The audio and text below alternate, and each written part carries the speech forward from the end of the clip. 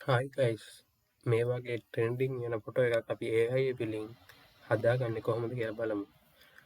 ඔයා ඉස්සෙල්ලම ඔයාගේ Chrome එකෙන් ගිහිල්ලා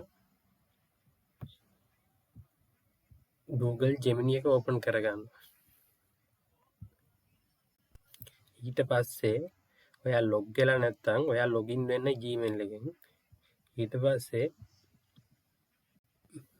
මෙතන ප්ලස් අයිකන් එක ක්ලික් කරලා ඔයාගේ පැහැදිලි ෆොටෝ එකක් මේකට අප්ලෝඩ් කරගන්න.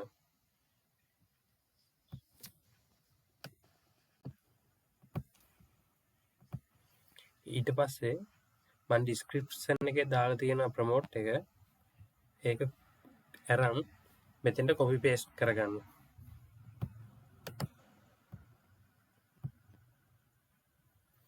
ඊට පස්සේ මෙතන ඊතරේ ක්ලික් කරන්න.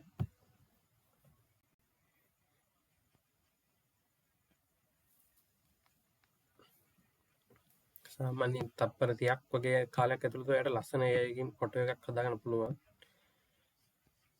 තවත් දැනගන්න අපේ YouTube channel එක subscribe කරන්න.